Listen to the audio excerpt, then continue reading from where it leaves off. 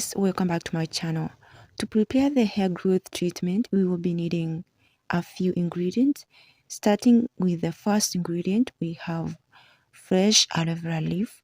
So with me here, I have just one leaf of aloe vera.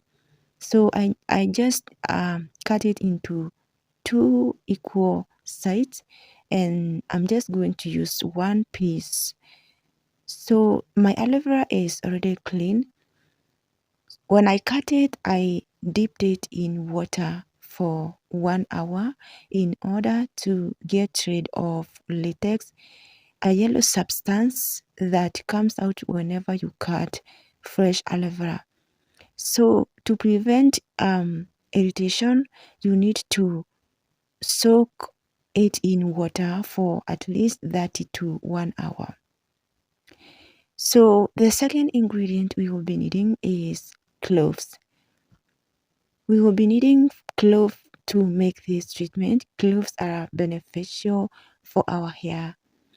So if you experience shedding, you have hair thinning, bald spots, and you want to increase hair thickness, then consider using cloves. Cloves are very powerful and effective and beneficial. They work effectively if you use them consistently. You can incorporate cloves in either oil form or spray. So for today, I'm going to be making hairspray. The next ingredient we have is rosemary. I'm going to be making use of dried rosemary leaves. If you have fresh rosemary, just feel free to use them.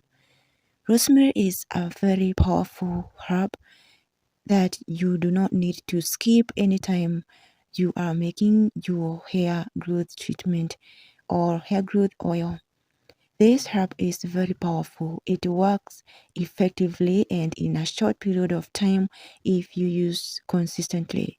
I have been using rosemary and I can say that this is not a joke, especially if you want to increase hair thickness and if you are experiencing hair loss. So right now I'm gonna transfer the ingredients to a pot, starting off with the aloe vera. So I'm going to add some cloves, just like a teaspoon. Half tablespoon is okay. Clove is very potent and strong. Also, you just need to use it. You don't need to use a lot. I'll also add 2 tablespoons of rosemary. I love rosemary a lot and I like to use it. I like to add a lot of it whenever I'm making any treatment. So now I'm adding water. I just added 1 cup of water. Now I will transfer everything to a stove and let it simmer for about 10 to 15 minutes. While I'm cooking, I'm just going to make sure I stir it and just wait until the water turns or changes the color. You just need to make sure that the water has changed the color into golden brown.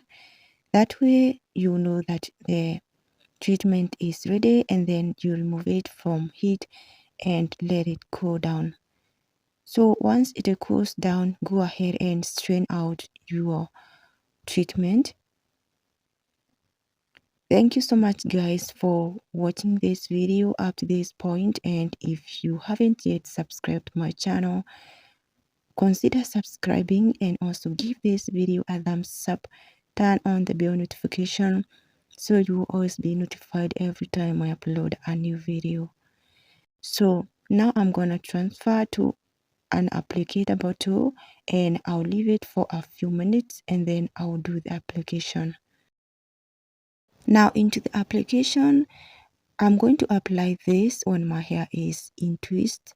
I'm not going to take them down today. So what I'm going to do is to apply this on both my scalp and hair. I make sure I saturate each twist at a time, and once I apply, as you can see, I'm trying to squeeze in the treatment so that each single strand get well saturated and coated with the spray.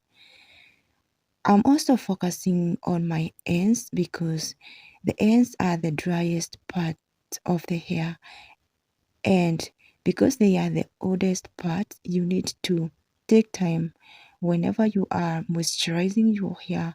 Make sure that your ends are well hydrated and saturated with treatment. Once I'm done with one side, I shift the other side and do the application. As usual, applying to each section and then squeezing in the spray. This spray is beneficial because it helps to hydrate your hair. It also helps to stimulate hair growth because it has cloves and rosemary, which helps to improve blood circulation to your scalp. So you all know that an increased blood circulation helps to stimulate hair growth. So once you apply this, do not forget to do some massage on your scalp so that it can penetrate to your hair follicles.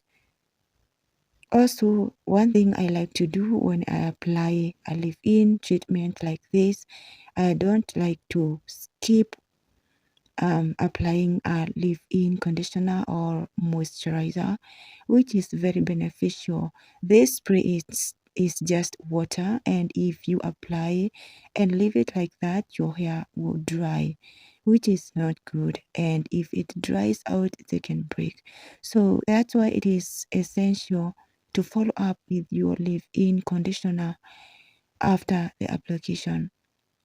And then after a leave-in conditioner, do not forget to seal and lock in that moisture. Also, leave-in conditioners are watery because they are made up of water.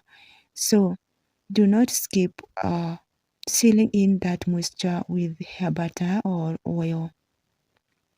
So as you can see, I'm applying my leave-in conditioner to my hair after spraying.